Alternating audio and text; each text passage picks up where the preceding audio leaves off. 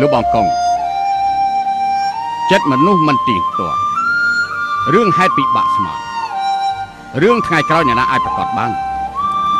ប្រហែលជាពីម្សិលមិញលោកមើលខ្ញុំខុសទៅហើយតែថ្ងៃនេះលោកមើលខុសទៀតប៉ុន្តែ